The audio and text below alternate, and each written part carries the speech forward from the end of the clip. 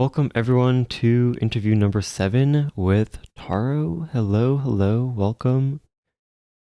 Hello. Hey, so just in case anyone is not familiar with who you are, could you just give a brief introduction to who you are in the community and what people might probably know you for? Um, who I am in the community, I'm just a player. I don't really do much else. I just play. I got the game a few years ago when I was watching Varvalian, who I met through Minecraft, and ever since then I've just been playing. Not What? much to it really. I'm just a med student. Oh, you met Varv through Minecraft, like watching his streams, or what? Kinda. If you watched his streams a few years ago, uh, on August 31st is his birthday, and he does this event where you make a cake. It's like a 10,000 by 10,000 cake, and there's like pixel art on it. So I met him when I was hosting that event, basically, Oh, because he needed someone to run the server. oh, wait, how did he reach out to you?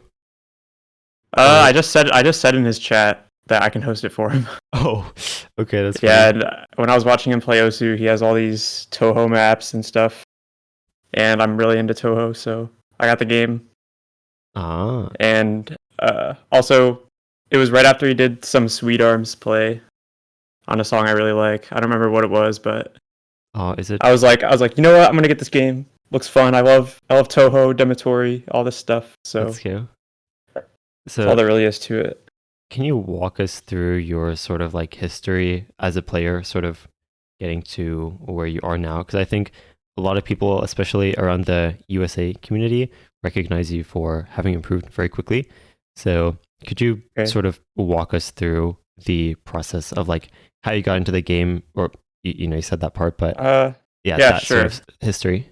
Let me pull up my graph just so I can have a Okay, yeah, sure. idea of time, because I can kind of break it into a few segments. So I got the game in 2018 after I watched him play, but that's just like I'm getting a game that my friend plays. I wasn't really like super motivated or anything like that. I was just getting it because it looked fun. It's like a hobby. And I mainly played CS:GO. I competed in CS:GO for a very long time. That was my main game ever since I was like 13, 12 or 13. And I had my friends from CS:GO only. I didn't really talk to anybody in the OSU community. The only OSU player I really knew was Varvalian and my friends from CS:GO that happened to play it, but none of us really good. So it basically was just that until early 2020. I didn't really look at the community at all. Didn't really involve myself. I just kind of played for fun. Still played CS:GO, but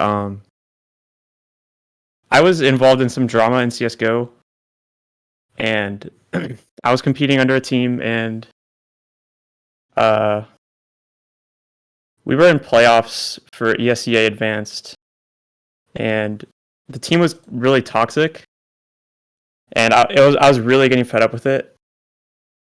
And worst came to worst, I didn't want to be with them anymore, but my manager from Chick-fil-A, where I worked at the time, I played CS:GO with him sometimes, and they had contact with him. So when all this drama came and I just wanted to leave the team mid playoffs because it was getting so toxic, I was worried that they had contact to my manager through Steam Oh because I no. played CS:GO with him. So I left everything and I changed my alias and completely left. So I had like no friends after that. I had like two or three, one of which was one of the friends that played Osu. So that's all I really had at the time. And then around February or March. No, it was February. Okay, I was out of the country visiting family, and at this time that I had no friends left after everything happened, and I made my new alias. One of my friends, he likes every single tweet that comes up, and sometimes you see the tweet because it says like this person liked it, and it pops up, and he liked one of Monko 2K's tweets. Everybody knows Monko. I didn't really know him at the time. Um, and it was just him tweeting, "I really want friends that actually try to win in CS:GO," and I'm like, "Oh, great! Oh, I can get some new CS:GO friends. Let's go, because I just lost them all. And I messaged him. I had no idea I played Osu. I'm just like, oh, I can play CS:GO with somebody. So I was like, hey, I'd love to play with you once I get back in the country. I used to do this. I used to do that. I had no idea how good he was really. I just let him know that I was interested. And I joined a server made by Ryuk for like CS:GO for Osu players. So I kind of won the lottery a little bit, but I had no idea. So I started getting a lot more into Osu after that, and I got pretty lucky meeting some people. That was March-ish of 2020, and then specifically like Monko, Ryuk, and then I played some other games with some other people, and then I kind of just became friends with them, and then I kind of started taking Osu a lot more seriously after that, trying to play, and a few months later, in like July, USC was announced, and I That's the saw, United States Cup, right? yeah, United States Cup, and one of my friends in that server that I met was Airyu, and he's also from Ohio, like I am.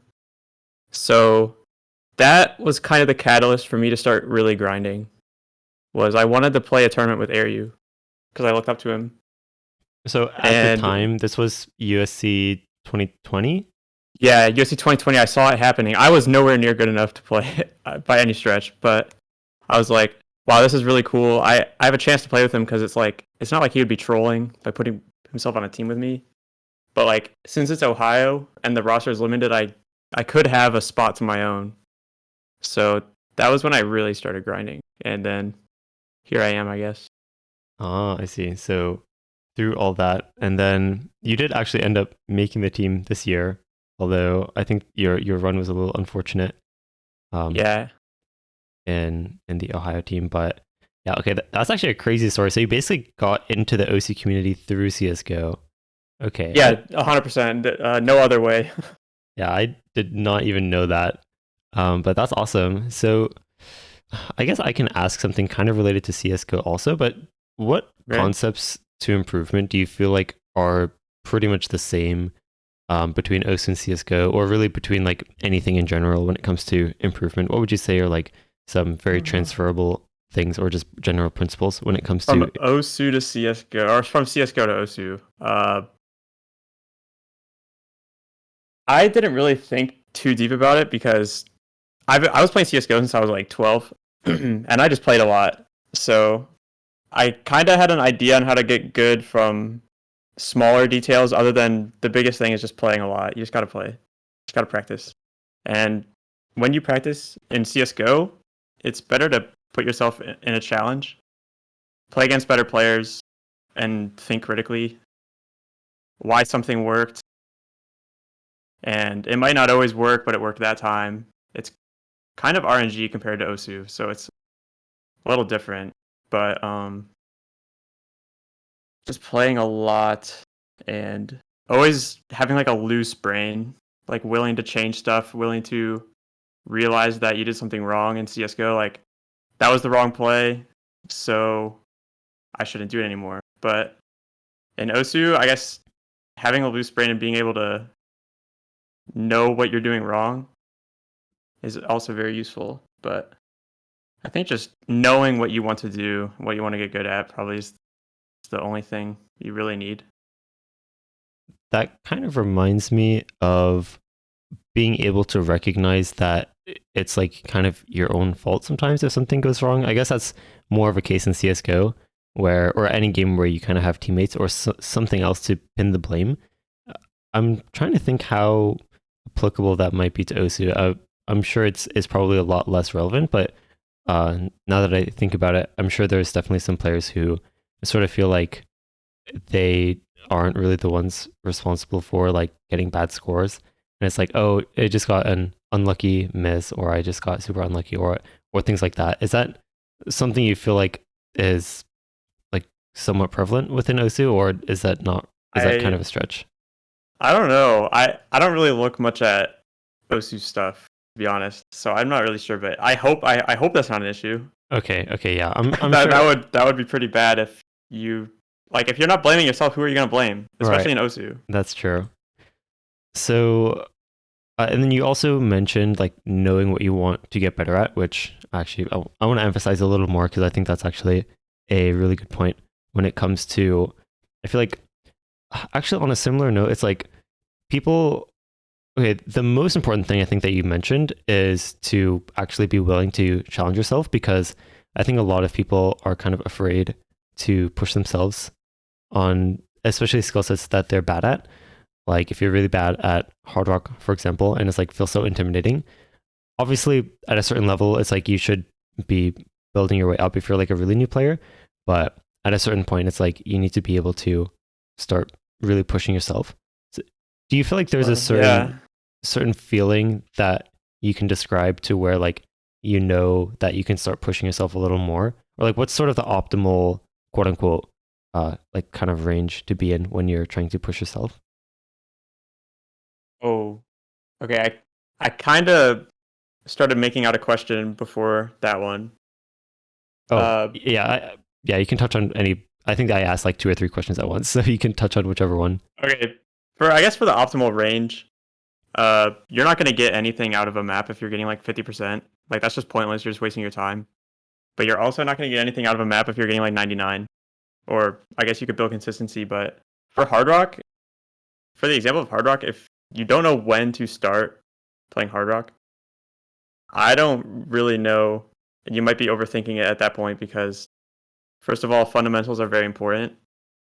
And if you start playing hard rock and then you just cannot for some reason because of the AR or your act is horrible because of the OD, you should take a step back and find that range, I guess, that you mentioned that you're not gonna improve when you have like 30,000 things going wrong when you're playing.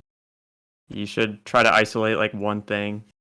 So I guess an example could be like practicing speed would probably be a better example because you have high AR, but you also have higher BPM. Right. And if you're getting tackled by both things at once, that kind of just sucks. So try to isolate one thing, I guess. But fundamentals, I want to mention, are super, super important. So hard rock by proxy, you'll probably be better at if you have good fundamentals. So if you're at that position you mentioned, you're probably overthinking it and you should just slow down. Could you actually elaborate on fundamentals a little bit? I feel like that's a term that most people, especially those who are looking into like OSU improvement stuff, I'm sure most people have heard that term quite often, but I feel like it's kind of hard to pinpoint what exactly it means for a lot of players. So can you sort of give your definition of fundamentals? The definition of fundamentals,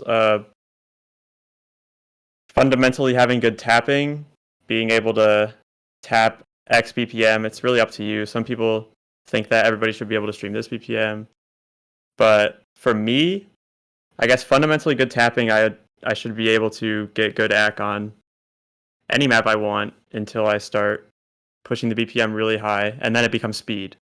So it's not really fundamentals anymore. And then fundamentally good reading, I should be able to read and not misread until it becomes a reading map, etc. Ah, okay. So So like, like these basic skills before they branch off into like speed map, aim map, etc. You should be able to do very good at them. And fundamentals are very, very, very important because they'll help you uh like isolate that skill that you're trying to improve at instead of just getting owned by 30 things at once because you will not improve. right, that actually makes a lot of sense. So it's basically the ability to play a difficulty that's under like your current skill cap. Like if you're basically okay at anything under like 230 BPM, for example, then like 170, 180, 190, basically any difficulty that's under your current maximum comfort level, you should be able to play that pretty comfortably. And if not, then it's a some sort of fundamental issue, you'd say. Yeah, not pretty comfortably, but like 100% comfortably, like no question at all. Ah, Like okay. if you can play 230 BPM, you should not be struggling on 180. If you are, your technique is like fucked up or something. There's a question that came in specifically to you. Someone said, I feel like I can't improve anymore after months of trying to improve my consistency on things like longer and lower difficulty maps. Any advice? So, this question seems like it's somewhat actually related to what we're talking about with like people who are trying to actually improve their lower difficulty consistency and fundamentals, like we were talking about. And this person mentioned that they have been trying to improve at this for months and aren't really seeing any progress. Do you feel like there's any common things that you can think of that might be causing this? Or if this person's listening, maybe they can elaborate in the live chat a little bit. Okay, so longer maps and lower difficulty, right? Right. For lower difficulty, you have to know why you're missing, I guess. You can't just say, I'm missing. Are you missing because you're misaiming? Or are you missing because you're misreading? Or are you missing because your tapping is messing up? Or for whatever reason, just figure that out. But for longer maps, I think a good tip is to just stay focused and respect the whole map. Some people will hit a hard pattern and then shit miss. And they're like, wow, I'm so unlucky when Osu has no RNG in it and you just missed.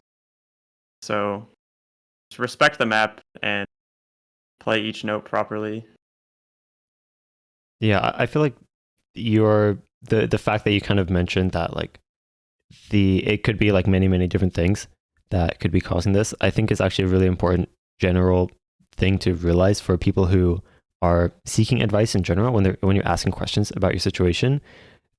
Basically, vague questions get vague answers, and you're gonna want to describe in your question like what you've tried so far and basically like a bit more about like what you're currently doing to try tackling this problem so that the person answering knows a bit more context about where you're really at instead of like I think if I had to give my 2 cents about this, like the reason why play more is so common is because people ask such vague questions like how do I improve at X and how do I improve at Y without really giving that much detail.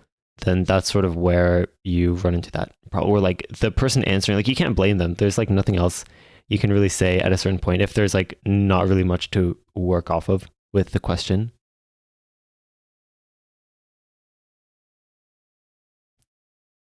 I Would see. you say that's like a decent way to think about it?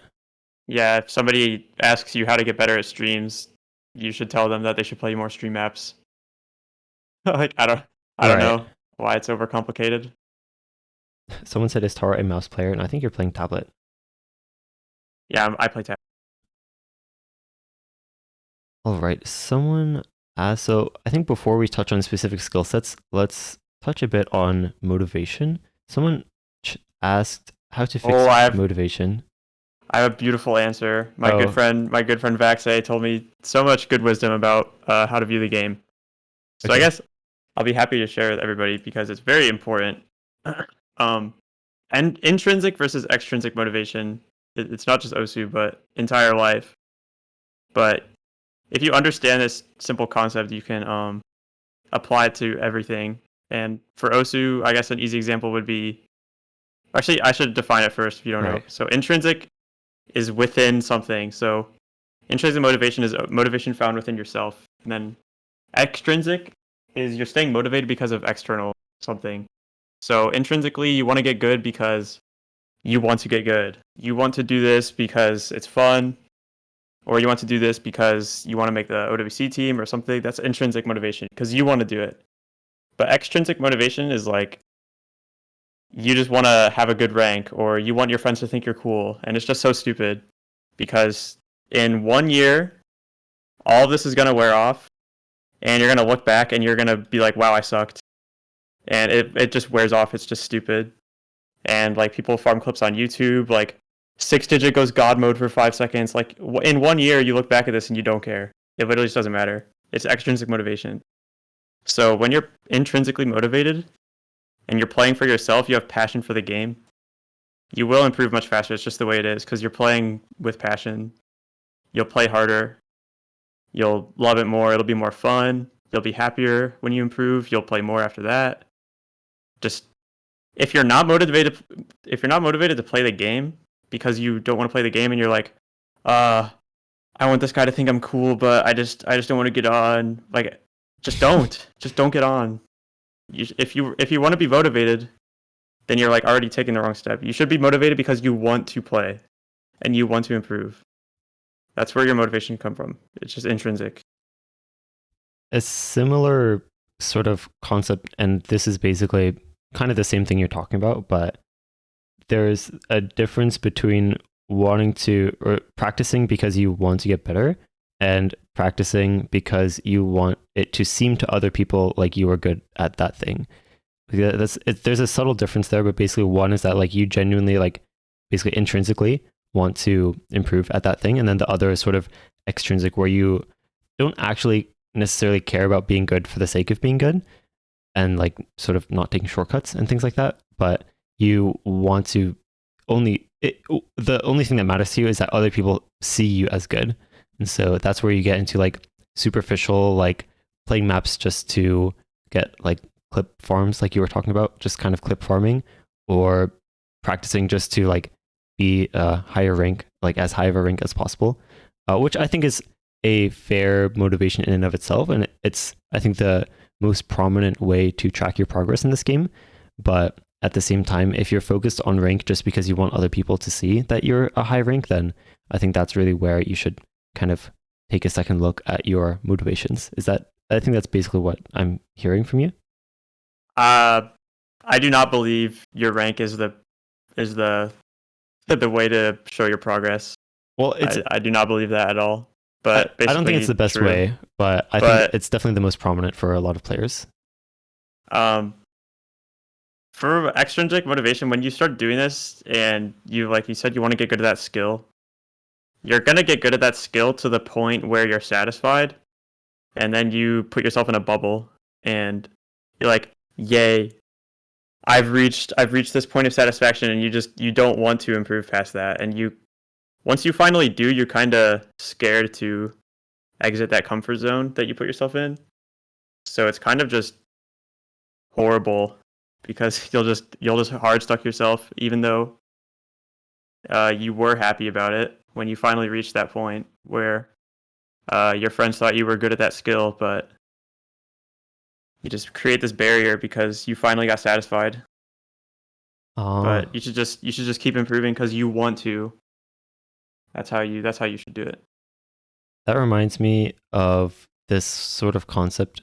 This is somewhat related to like beginner's mindset, where as a beginner you kind of expect to be bad at things, and then as you improve, you're sort of trying to reach a certain point. Sometimes, like you were mentioning, so in that case where you're trying to reach a certain point to where if you reach that ability, then you'll be satisfied.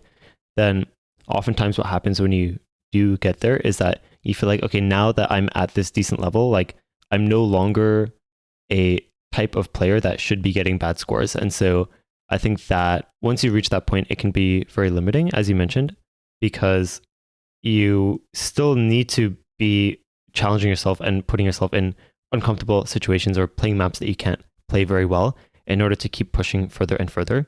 So yeah, is that somewhat accurate as far as like understanding, like being able to push yourself past those sorts of comfort levels? I think if you're motivated enough, then you'll be able to push past that barrier no matter what. I want to go back to being like ways that you can track your progress. You mentioned that rank is definitely not the best way to track your progress. Are there like other way? I'm sure local scores is probably one, but is there any other ways to like, I think, what would you say are like some of the best ways to track your progress? First off, I'd say you shouldn't really think about it too much because there is no really accurate way. I'd say the most accurate way would be putting yourself through tournaments. That's probably the most accurate way because you'll lose certain maps and you'll be able to compare yourself to your opponent. But that's probably an accurate way, but it's also you're also signing up for a tournament and you're dedicating time. I just don't think it's worth it to look at your progress and be like, oh, am I improving at a good rate or am I improving too slow? Or it's just not worth it at all. It's not going to do anything good for you. Do you feel like that also relates to motivation in a sense? Yes. Where I think to track your progress, you should rather look at yourself and be happy with how far you've got. And if you want to get farther, then go push farther because you want to. Intrinsic motivation. a couple people talk about what to focus on during a session. Like a lot of people ask about if it's quote unquote okay to focus on like one skill set at a time per each session versus like playing multiple skill sets during a session. Is that something you can comment on? I don't know. I don't know to be honest. I just play whatever I want. Okay, because I feel like, and this also somewhat relates to motivation, where I think at the end of the day, if you're asking a question like this, it's really about whatever style is the most fun for you and whatever style would get you to be practicing as much as possible. Is that a decent way to think about it, would you say? I think if you're wondering about what maps to put on, I think you should just do what you want. I mean, if you want to get good at streams, then yeah, it's a good idea to go play stream maps. If you want to have fun, then just hit F2 until a good song comes up, and you want to play it, then just go play it. I don't think overthinking it is gonna do more good than harm. A lot of people find that when they start working on a weakness, that their other skills tend to get worse over time, and they somewhat find it hard to, I guess, balance all the different skill sets. Is there a sort of cause or reason why you might think that would be the case? Well, yeah, because when you're playing the weakness, you're not playing the other things. So of course they're going to deteriorate because you're not playing them. What do you think is the reason why like some people can quit for like months at a time and then come back and basically be at the same level, and some people take a break for like 1 day or 2 days and feel like their level completely reset? Do you feel like there's reasoning behind that? Oh, I don't really know. I probably cannot give a good answer to this question, but uh, the being horrible after 1 or 2 days of a break, there's literally no way that your hands have lost the ability to move, and there's absolutely no way your brain has forgot how to play a game. If you're struggling after 1 or 2 days, the only thing I can really think of, if there's a real reason why, other than you're blocking yourself in your own head, and it's just a mental thing, would be Azerite said a while ago in this server that like your hand enters heal mode after you stop playing for a few days, and then you have to wait longer. But if you go back in the middle of the heal mode, then you get owned. But I don't know. I don't know how true that is. That's just what I. That's the only thing I could possibly imagine. But 99.99%, it's just your mental. There's no way your hands forgot how to move, and there's no way your brain forgot how to play the game. It's just impossible. Oh, wait. Okay, that's actually a really good point, because I mean, I think a lot of people do associate like taking short breaks with sort of improvement, but I think thinking of it as like heal mode and making sure you kind of give yourself that time to actually recover from that is definitely a good point. I think the other sort of reasoning, and this is usually how I think of it, is it sort of has to do with the strength of your fundamentals. Like there's a difference, at least the way I think of it, between being able to like having the sort of like fundamental ability to play a certain AR or BPM or something like that versus like only being able to play it comfortably because you're used to it. And so if you take a break for like 5 days or 7 days and you're like not like adjusted to that like speed or whatever it is yet, then you'd have to kind of rebuild it a little bit. But if you sort of have those like fundamental basis to play that BPM or whatever it is, then you should be able to get back into it very quickly. Do you have any thoughts? That's usually how I think of it. Do you feel like that's a decent way to do you think about like how like what could be causing that difference? Um, I imagine that's probably correct because I guess you can relate it to school. If you take a calc class and then you're copying the teacher doing the problems, you can do it on that day, and then you can put that problem back down on your paper. But in like 2 weeks, are you able to do it the exact same? No. So you should get better at math. But I think obviously the more like trained you are on something, the easier it's going to be to play it after a long time than if you're just getting good at something like temporarily. Like if you practice streams for a week and then you're finally feeling it, and then you wait 2 months, you're probably not going to be as good as somebody who played streams for like 2 years and then waited 2 months. Like obviously, it's just I think that's just Right. simple logic.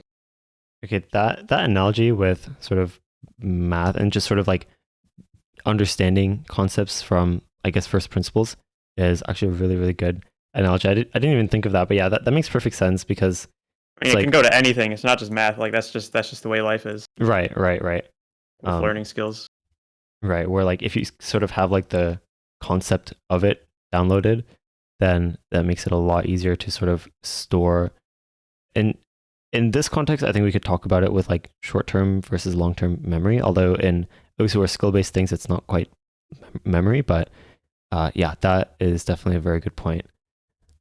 So switching topics a little bit, someone or a couple people asked about relax. Someone said, "Do you think using relax improves aim at all?" Um, okay, step back. I think aiming will improve your aim. So relax might improve it because you're isolating your aim skill.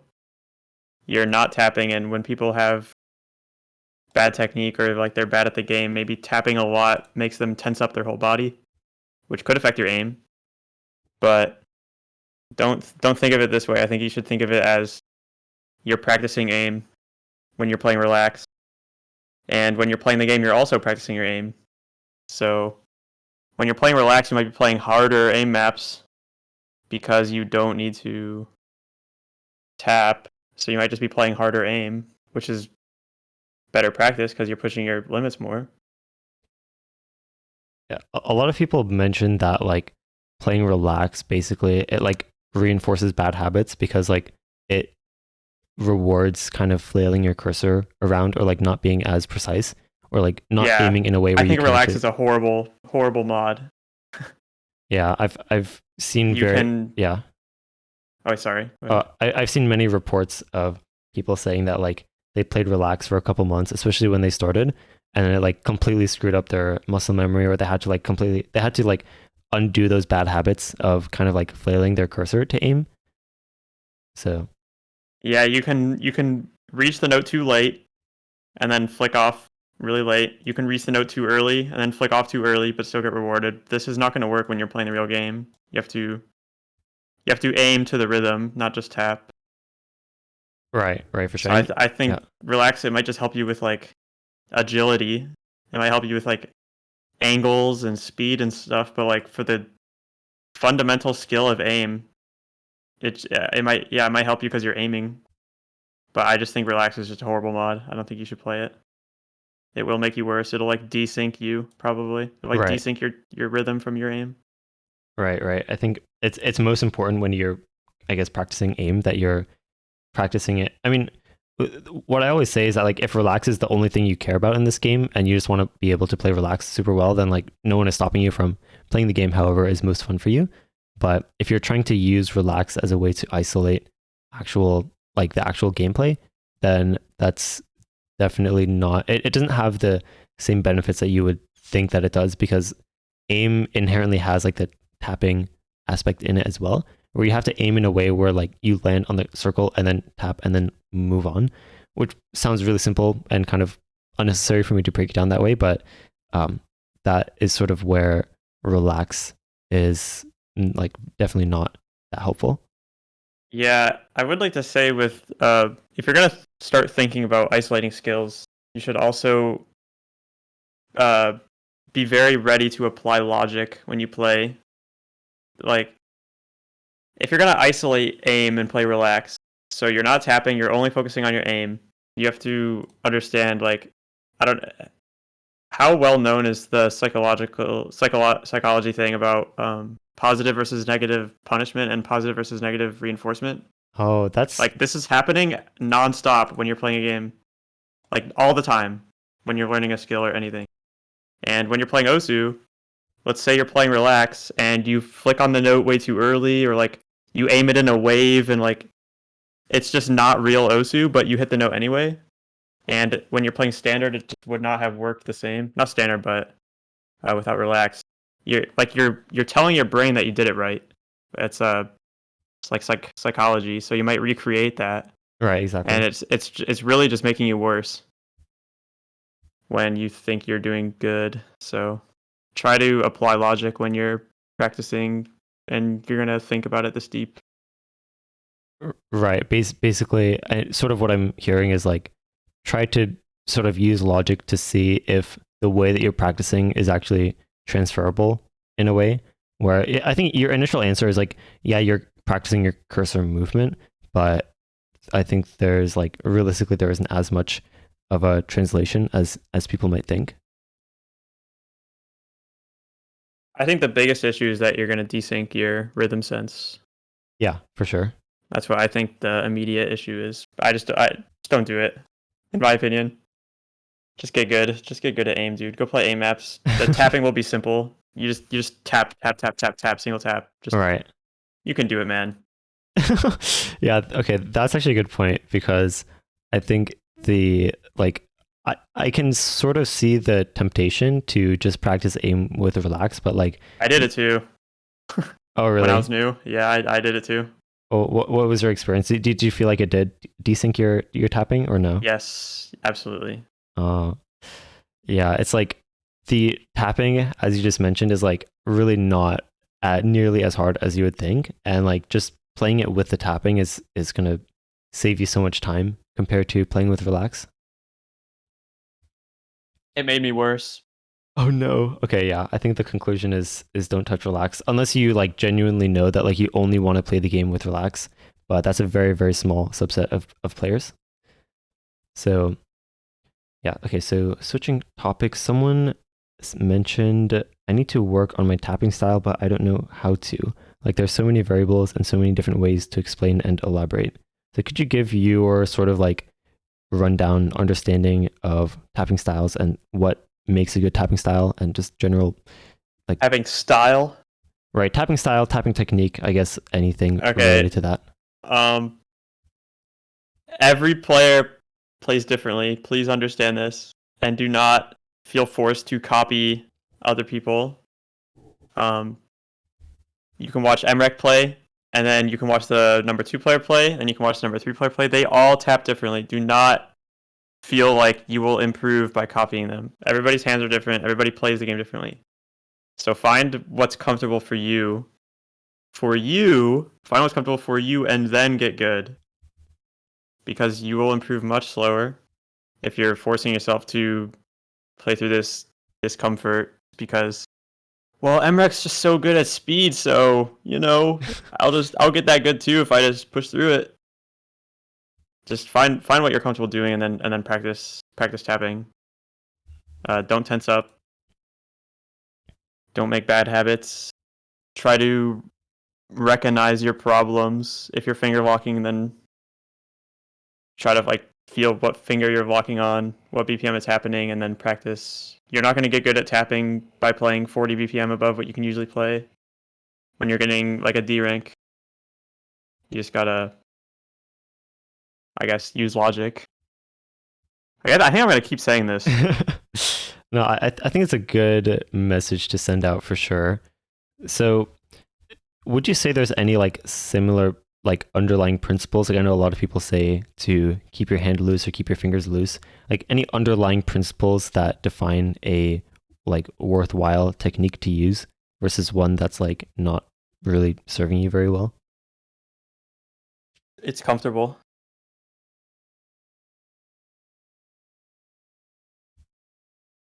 I think that's all that matters. Is that it's comfortable. Okay, that yeah, I think yeah, just yeah.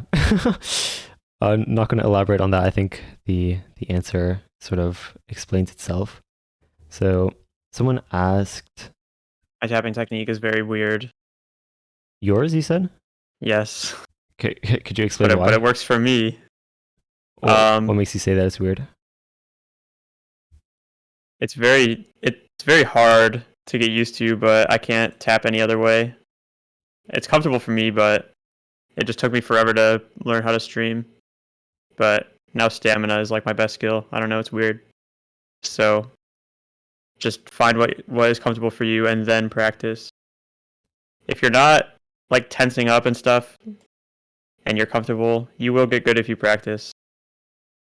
Trust me.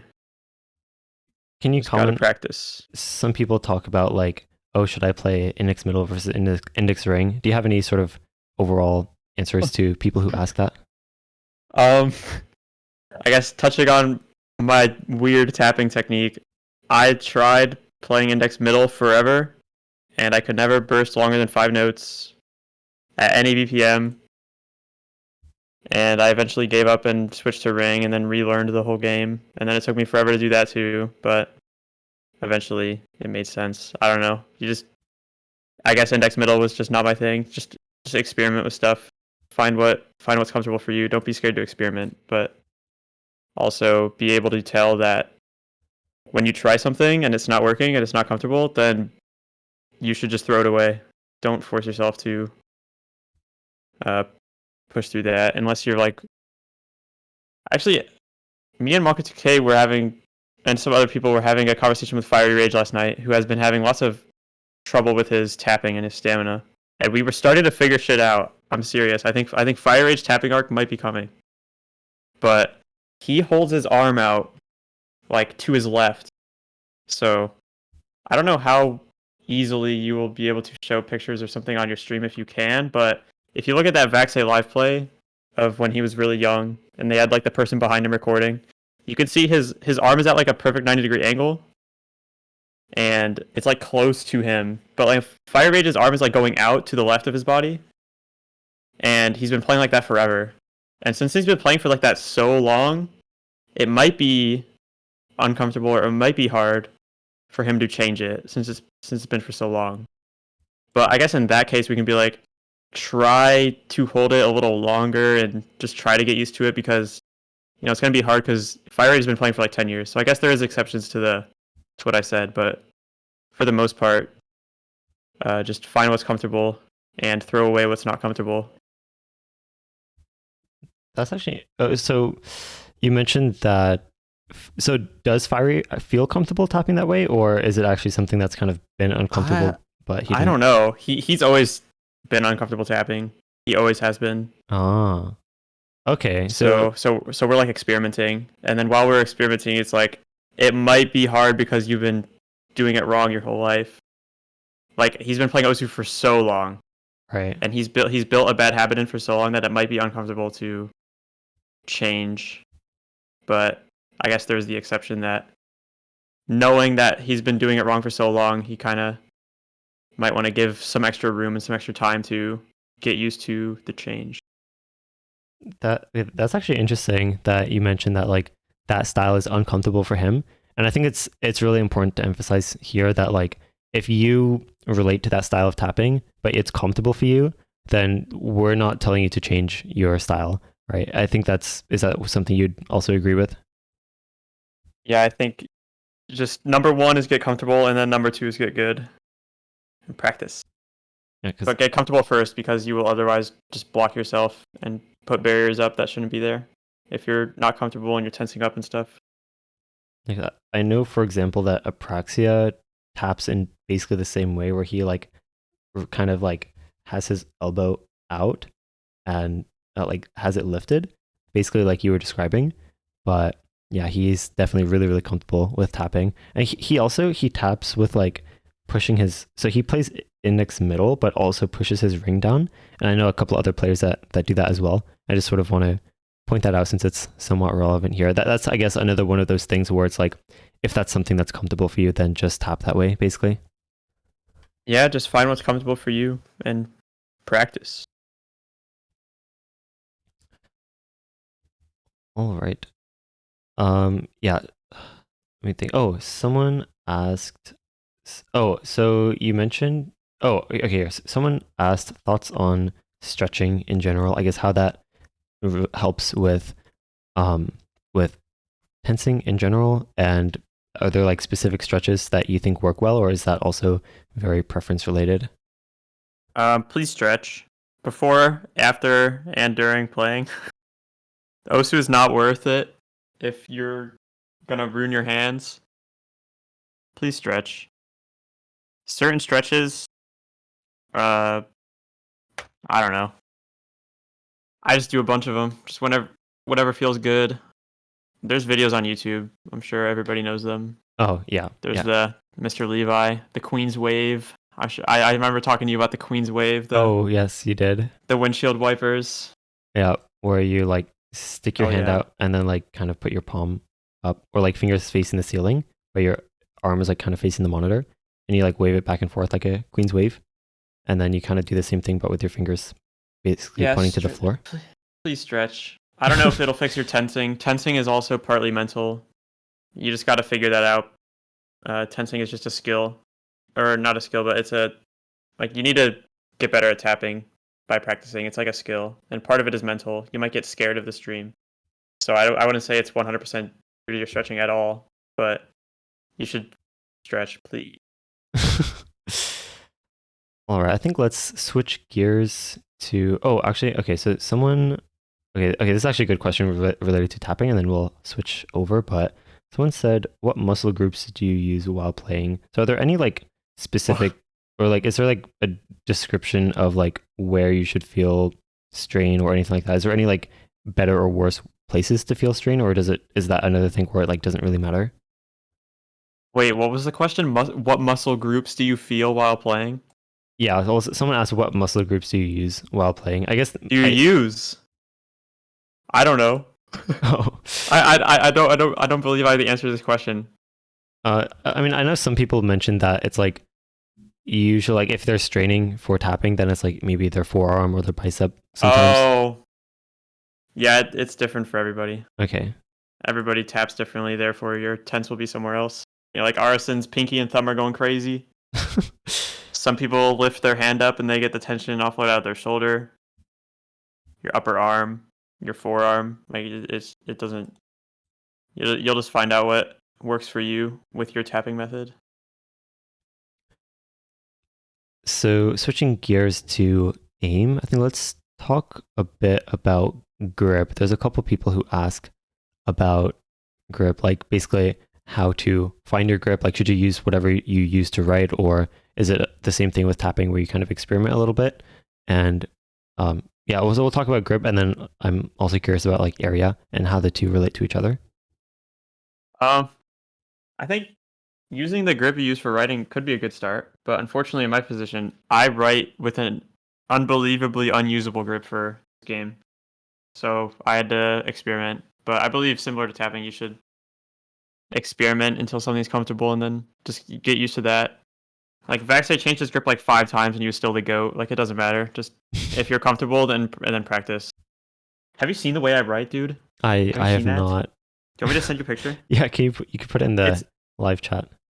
it's insane. Hold on. Okay. I tried using it for OSU, but I can't. Yeah, Oh, live chat. I didn't even see it. oh, okay. Thanks for pinging me. Okay, here, I'll send a picture.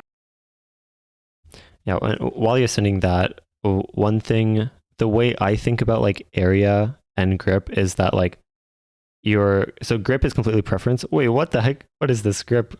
Oh, yeah. So when I downloaded the game because I was watching Varvali, I just copied all of his stuff, his res, his skin, his area, his filters. I just copied everything because I just wanted to try stuff, and his grip was comfortable, so I got used to it. Okay, So I just kept playing with that, and I got used to it. But my fingers are really long, so I had to change it a tiny bit. But let me just see if I can. experiment and find something you're comfortable with. Okay, I got the taro writing grip on the stream for people to see. And This the grip is Taro Osu awesome. grip is just Varvalian's grip. I drag my pinky around the bottom and stuff.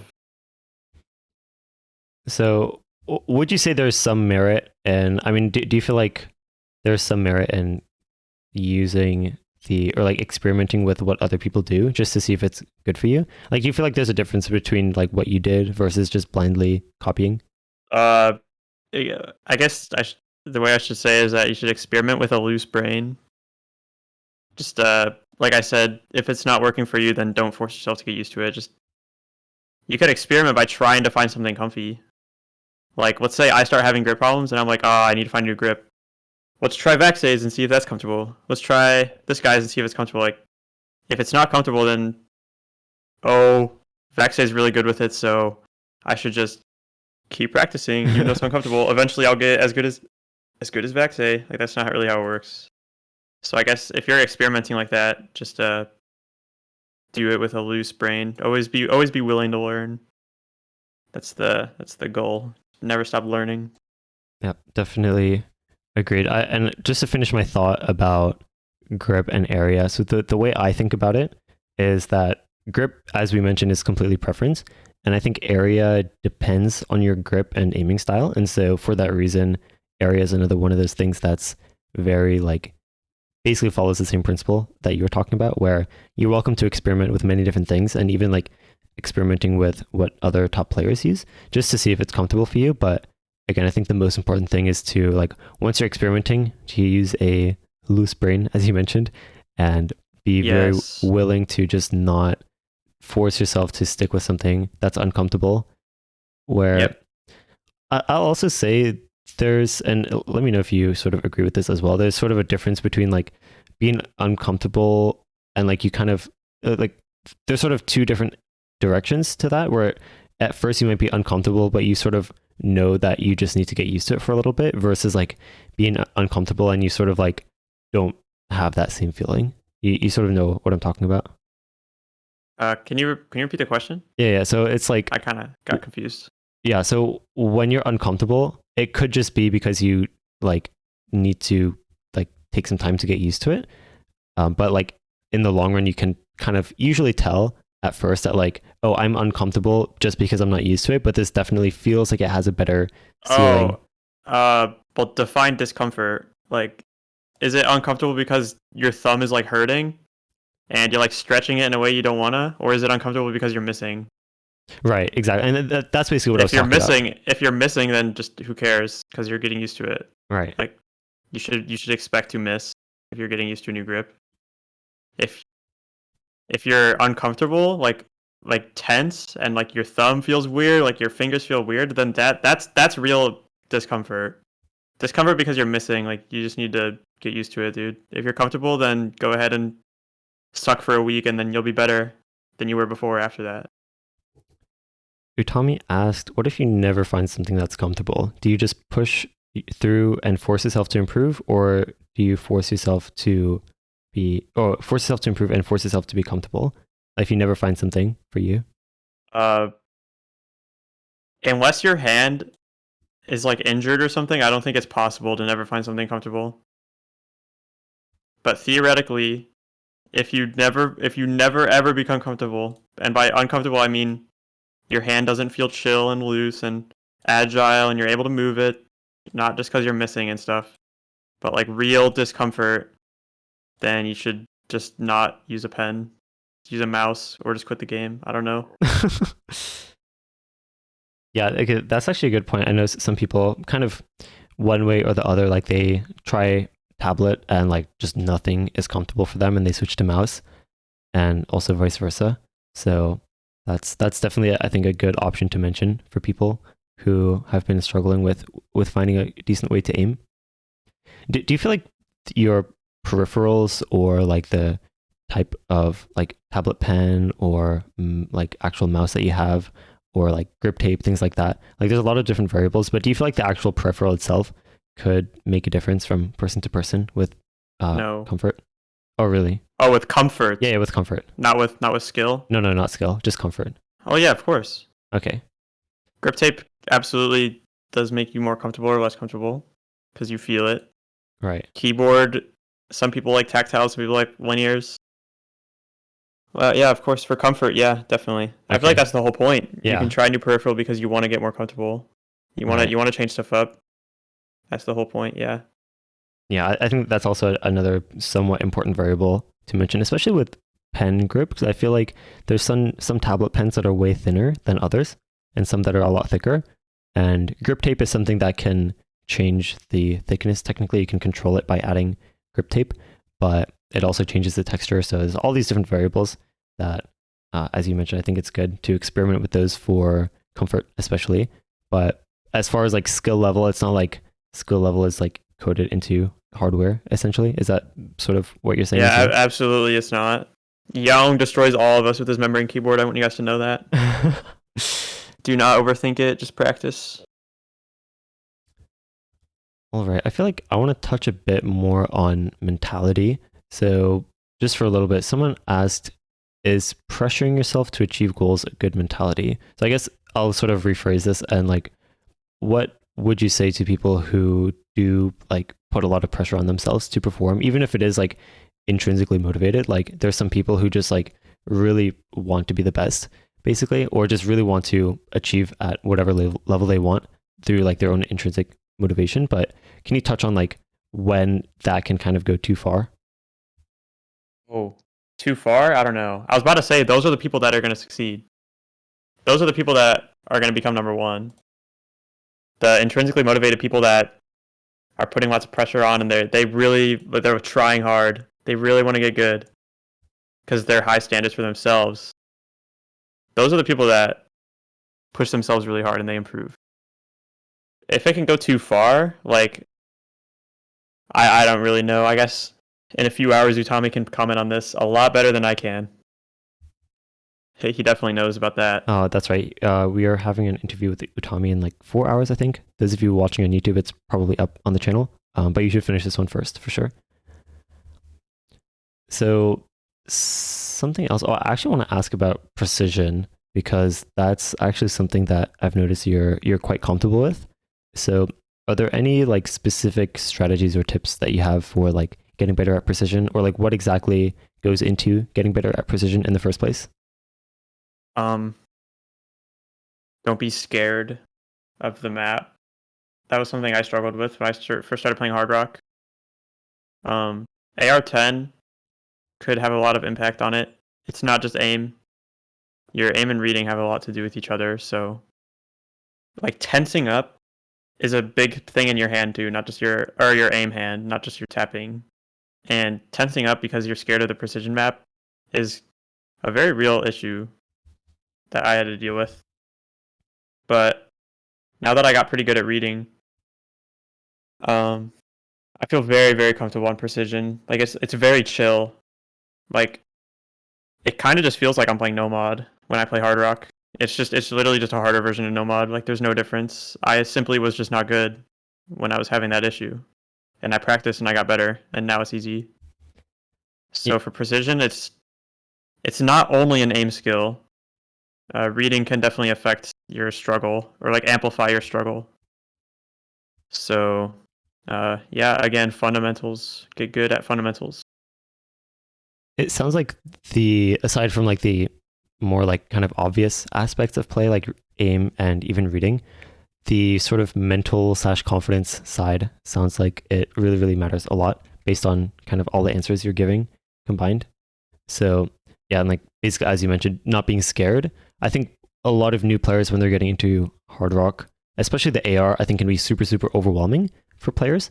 And especially if you associate that overwhelmness with the circle size, then that can make it really, really hard to actually get into it.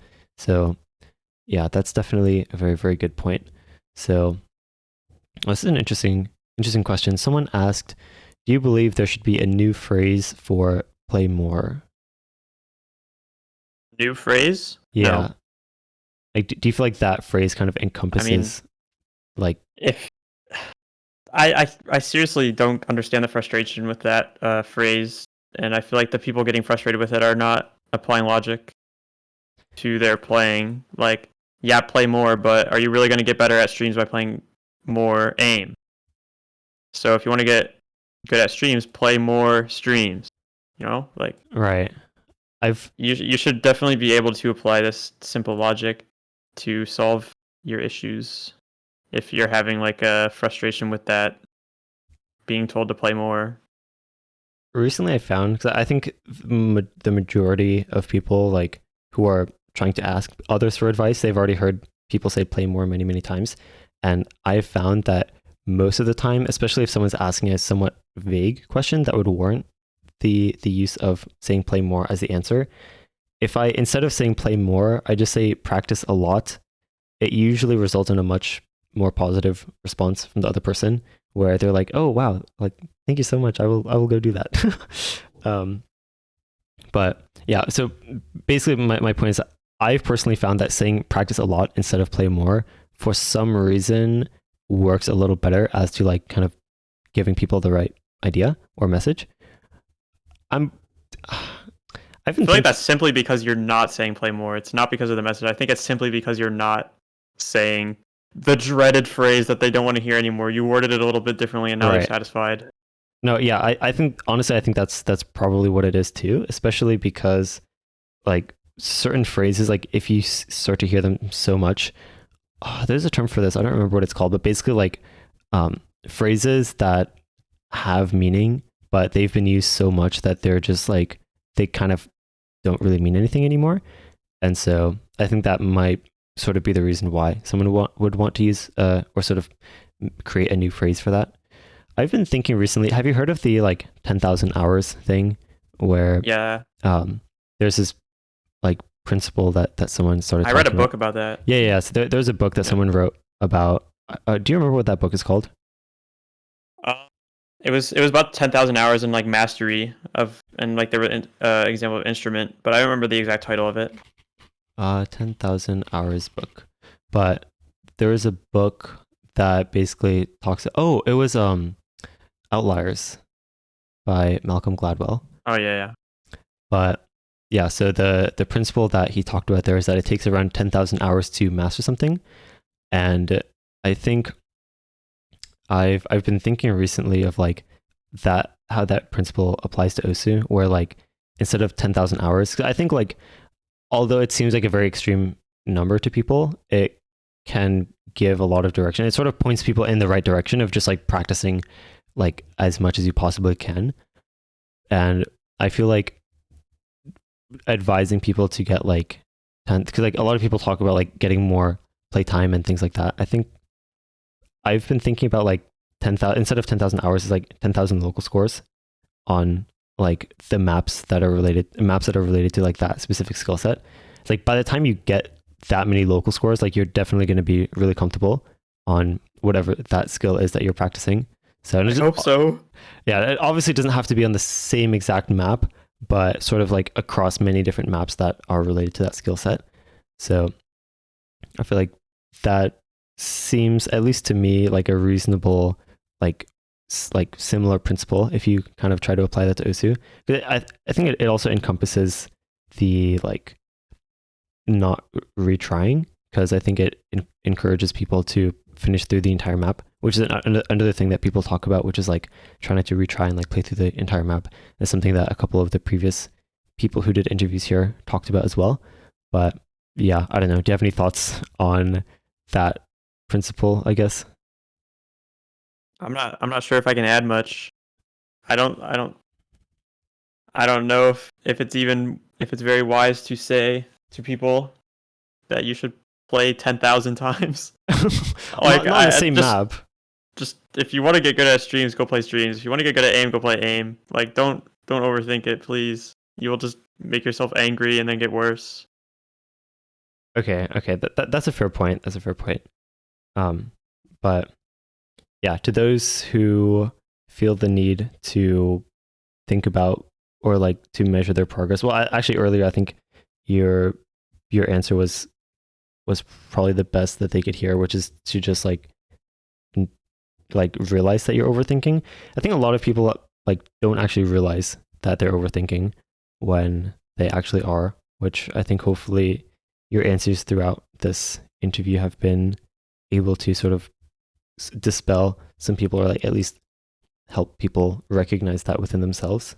Yeah. I guess if it helps back up my answer, I don't really want to display an ego or anything, but I am very privileged, as I said, how I got into Osu and into the community from CS:GO, from that Mako2K tweet. I've been very very lucky. I basically won the Osu player friend lottery, and I've been able to ask questions to anyone I've ever wanted. After joining that CS:GO server, I became friends with Idkey and we played Monster Hunter, and he was like my first friend I talked to Osu about, and I was able to get help from him when I was really new to the game, and then I was able to ask like Vaxe and Arison, like literally anybody. I won the lottery, and I can tell you with confidence that it does not matter what you're doing.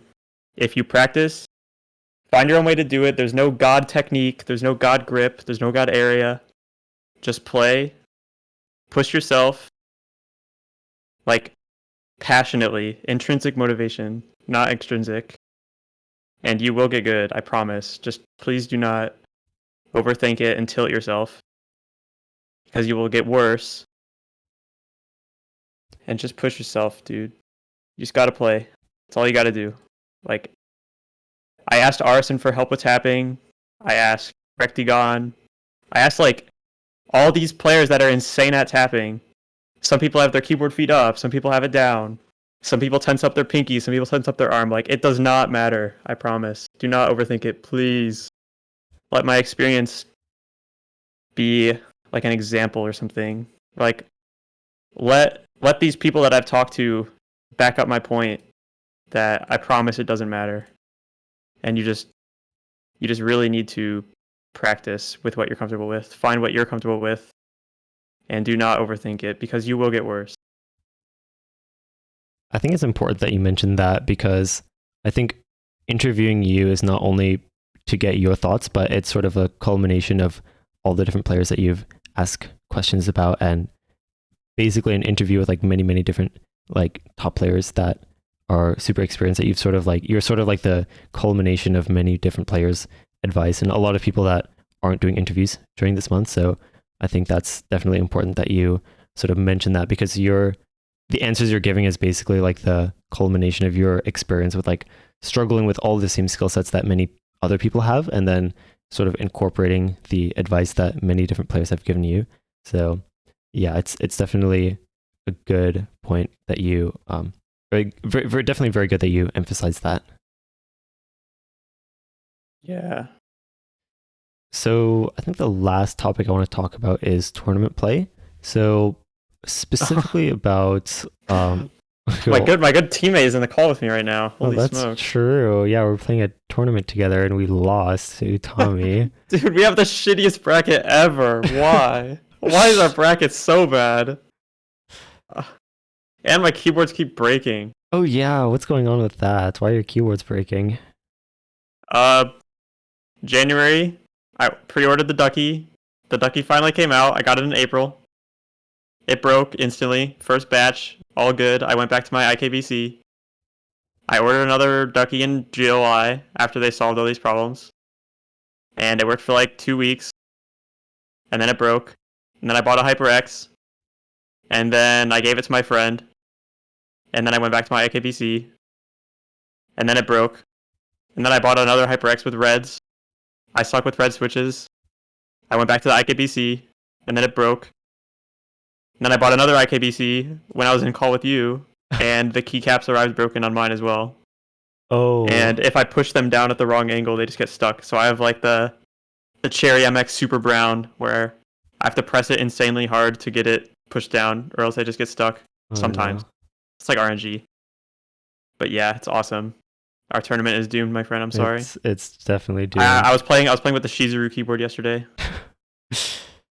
Is that keyboard like membrane or is it mechanical? Yeah, it's $3. $3 keyboard has been better to me than all these other ones. Oh my god. So talking about tournament play, so there's one question that asked, how do you keep calm during tournaments? My tournament experience is not that vast. I played USC 2021, and that tournament is troll. I played USC 2022, and it was troll, and now I'm playing NADT with you. That's basically it. Yeah, and so far in all of our matches, even our qualifier, we've been in a call with one of the other opponents. Yeah. Do you feel like that? Keeping calm, nerves are not something you can get rid of. You can control them, but you cannot get rid of them. You can find your ways to control them. You can find ways to play with them, as well as control them. So, let's say you're playing a 10-minute long map and you FC, you're 9 minutes in and you're really nervous, and then you miss. So while you're shaking and crazy and you're super nervous, go play again while you're still nervous and get used to it. And that'll help you with playing with nerves, but also controlling them is kind of just something that you'll find out how to do your own way. Some people just think of random stuff. Some people just focus really hard on the map. Like Vaxe says he just I remember he said when he gets nervous in tournaments, he just focuses on the map. Like he respects the map, like I said earlier, but like really like extra hard. So each pattern that comes up, that's like the only thing in the world that matters. And then he hits it, and then the next pattern that comes up, that's the only thing in the world that matters. So like each pattern that comes up, he respects very well. That's how he like kind of keeps himself in check. But the other part of the equation is playing with them, which is something you need to uh do. You just do it. Yeah, I think that strategy of, in some sense, like treating each little part of the map as like a practice difficulty in that sense, and just like focusing only on that at a time. Yeah, so everybody has their own way. Like the Right. APQ method, you can just play the pool 50 times and get really good at it. Or you could do the Habib method where you think of a water faucet. Or you could do the Vaxe method where you focus on the map. Like you just do whatever works for you. Wait. Oh, the leaky faucet. That wasn't me who Yeah, said that. I think that was someone who replied to my tweet. my bad. But yeah, that's definitely true. Like just finding whatever works for you. I feel like nerve control is like the most vast like landscape when it comes to strategies that you could use. Or you could do all of them at once. Oh, area I just respect the map. That's what I do. Yeah, Works I pretty think good. it was Taquito who said that. I don't really choke that much, thankfully. Just respect the map. You hit the hard part and then you're playing the outro. Just look at the note, bro. That note matters. I promise. Every note matters. Yeah, yeah. And I It's think like cut that. streams. Kind of like cut streams. Oh, Every note matters. can you talk a bit about like cut streams? Actually, that's actually a good point that you bring that up. I mean, is there anything like specific or like common things you think people do wrong or that you used to do wrong with cut streams, and like what the best way to tackle those problems would be?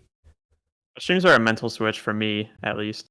I want to keep reiterating that everybody will play the game differently and do not just copy things. But for me, it was a mental switch where every note matters. You cannot like flow them together. Cut streams are a pretty black and white, blatant example of not being able to just flow all the patterns together.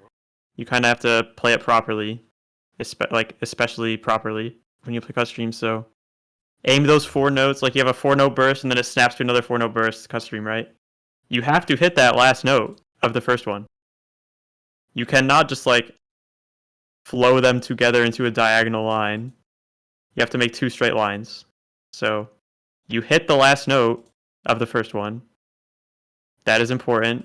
And then you snap to the first note of the second one. Like every note matters. It's like a mental switch. Yeah. Every note must be hit. You cannot like magically hit the note. You have to hit it. You have to hit the note. So wise. You just have to hit the note. It's so wise. Cut streams are definitely, I think, the best example of a pattern that forces you to not blend the pattern together, basically, like you were talking about, like where you can't really flow it. So yeah, that's definitely, I think, a good breakdown of cut streams. But yeah, the last note of the first burst and then the first note of the second burst are 2 separate notes that you must snap and hit different. You have to hit both of them. You cannot just flow them together. Right. With your aim, though, I think that the real tricky part is to do that with your aim, but to keep tapping smoothly with your tapping. Oh yeah, just gotta get good. So this is sort of a general question that someone sent in. They said, what would your advice be to someone that's going through a plateau or a prolonged period of time where they're struggling to improve in any capacity? In any capacity? Yes, they said in any capacity. I would argue that you are improving, but it's just not as visible as it used to be. Or it's not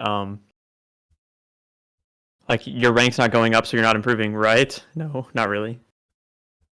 If you're seriously like getting worse, like you're like you're literally not able to stream as fast as you were to a week ago, I don't know. I don't know what to tell you. I don't think it's possible for that to happen. I think Like your hands literally cannot deteriorate that way. So I think it's a mental thing, and you could take a break or You could get motivated and push harder, or like, I don't know. Yeah, I think that deterioration, either a mental thing, like you said, or earlier we were talking about how like you could just still be getting like could still be recovering from previous sessions where you were pushing yourself. So I think those are two like really important things to keep in mind. But I think for both, well, especially for that second case where you're still feeling exhausted, I think taking a slightly longer break is something that could definitely help a lot with that. Yeah, just don't play unless you want to. Lol. Like Shimon has like 300k play count. That guy has like he had like 6k play count a month. That guy earned it. He shredded. He practiced. He played. You could do it too. Are there any like general, like very common mistakes, I guess, that you see people do other than what we've mentioned? Or if you feel like this is a good opportunity to like reiterate something you said earlier, but like any really common mistakes that you feel like you want to address or kind of answer or dispel? Overthinking, setting standards, comparing yourself. Basically, all of this shit can be um, overcome by intrinsic motivation. Because I truly believe there's no physical aspect to the game that's going to hold you back. Like, you're not physically capped to not be able to do this. You literally just need to practice. So do not overthink it. And do not compare yourself and say, this guy at my rank can do this, but I can't. Okay, maybe he practiced that skill 50 times more than you did, and you can play this other skill 50 times better than him. Like, just stay healthy brain, and play because you want to. The people that don't compare themselves and they play like on their own because like they're intrinsically motivated, right? They want to play and they want to get better. That's where you get like the aliens like Vaxe that just they literally just do what they want. They push their own barriers. The barrier does not exist when you're on local rankings and I can't do this map yet because I didn't practice enough, and I'll just practice more and I'll be able to do it soon. Like the barrier just doesn't exist. Yeah, So just I know. mental game. I think Vaxa has also mentioned what's called the Bannister effect, which also has to do with barriers, where it's like if no one has done something before, or if you've never done something before, then it feels like force field that it's like you can't break past it. But basically, what you're saying is that like if you're able to sort of adopt that, I guess, mentality where if you like where like if you just kind of imagine that those barriers don't actually exist, if that makes sense. Well, because they don't. Right. But yeah, I think understanding that mindset can be really, really powerful for sure. Yeah, it's not limited to Osu Yeah. at all. The Bannister effect, if that's what it's called. Yeah, it But is. the effect of like I don't have a 500 PP yet. I finally got my 500 PP, and the same day I get like 7 more. Yeah. Yeah. That's Like called the Bannister effect. it's just psychology. Yeah. Not limited to Osu at all. It's a very normal thing. Don't worry. All right. Yes. That I think is some very high density wisdom that we just witnessed. Do you have any final comments you want to shout out or just places where people can find you? Wait, final things I want to say. Oh, yes. Have fun, please. This game is fun as fuck. This game is awesome. This game is so dude. This game is so awesome. Please do not ruin it, please. I'm serious. This game is so fucking awesome. Like, think about it. Like, I was so shocked when I got this game, like childlike wonder, when I'm scrolling through there's like 30,000 Toho maps. It's unbelievable, dude. It's so fucking awesome. Please have fun. You will improve more if you're like passionate and you want to improve. You'll improve so fast, I promise. Like it's actually insane. I had this huge spark of motivation and I've never improved as fast as my life. It was insane. And I didn't care about improving. I just wanted to play and have fun. And I was just playing my heart out. So please have fun. This game is fucking awesome. It's so fun. Please don't ruin it. Don't overthink. Don't compare. Don't say Cookies did this 5 years ago. Like, just have fun, dude. This game's so awesome, please. But yeah, I hate social media, so about finding me anywhere. I guess I stream on Twitch sometimes, but Oh, that's right. I have a Twitter that I never log into, and I have a Discord account, and I have a phone. You want my phone number? I think I'm good. All right. But yeah. Okay, so someone did ask one last question kind of about the OC community. Someone said, how does the OC community affect your mental and experience? Not positively at all. I think the community is pretty horrible, to be honest, and I always get very sad when I look at it, and I stay away from the Reddit and everything for that reason. It's just unhealthy. I think if you have like a subset of people, like I have a close group of friends, and like you're in the server, you're Malco server, right? Malco people. Oh yeah. So like things like that where we all like know what Osu is, and we all like play Osu, like all these crazy Osu players are in there, like they've been playing for so many years and they've done all this stuff, but like we're just friends. We just do other stuff. We just talk. Like it's not exclusive to Osu. So I guess that's an example. But like when you engage in the Osu community and like the extent of your social interaction is to the subreddit, Oh dear. I think that's just like there's no way that's good for you. Like not only outside of the game but also for the game. Like you see all these plays all the day. You're like, oh my god, MREC 1K, MREC 1K, another 1K. Oh, Shimon shredding. I can't do any of this shit. It's insane. Like it's just unhealthy. So I hate those community for that. To be honest, it's really toxic to each other. Like the game is so fun. So please have fun and have fun with each other and share your passion with each other. It's so fun that way when you're able to like send your friend a song that you think is awesome, and then you're like, dude, yeah, that song is awesome, and then you play the map and you watch the score of the map. It's like it's so simple, but it kind of became toxic somehow. I don't know. I don't like it. Yeah, I think being able to separate yourself between like the community at large being bad, but like having a very small group of friends that you can really connect with and that aren't toxic, because I think that's another thing that's very tricky, especially when you're kind of randomly meeting people through the internet, where you kind of have to have that filter for yourself and be able to leave a friend group if you know that they're being toxic. Do you have any I guess advice about that as well? Like, or are there any sort of mental barriers you had to break when it comes to like leaving a group that you've spent so much time with, but you sort of like the toxicity was kind of so overbearing? I guess we're going full circle now. Yeah. Full circle now, huh? Yeah, we At are. the beginning. So with my CS:GO group, Yep.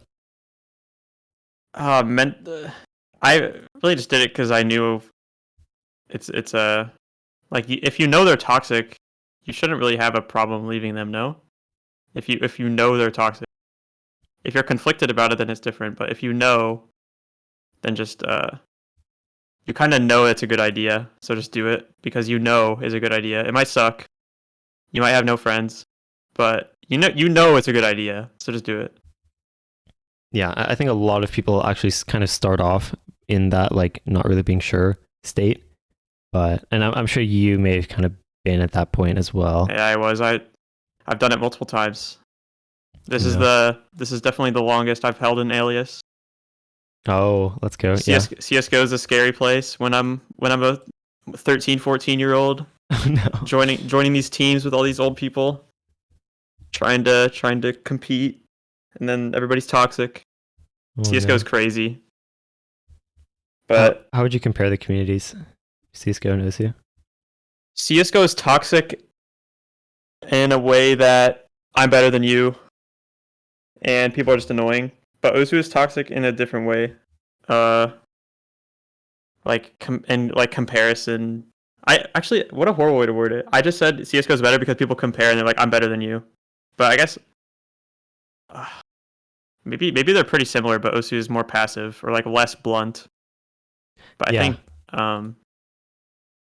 the Osu community is more annoying because CS:GO community, I'm totally fine with somebody saying, "You suck, asshole. You suck.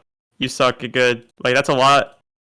That's a lot easier for me to take than this like passive aggressive comparison. Just less annoying. Yeah, I think it's the same type of comparison, but in games where you have teammates, it's a lot more direct, I guess. Yeah, Like, or like it affects you a lot more directly, I guess. So yeah, and especially I think with Osu, it's like if you're saying those same things, like calling other people bad, it's like I feel like there's a lot less incentive to do that in Osu. Is I think the real thing. And so if someone is kind of going to that point where they're talking down on other people in Osu Circle Game by Dean, then I think that's yeah, definitely I very think the questionable. word I think the word I would use is obnoxious.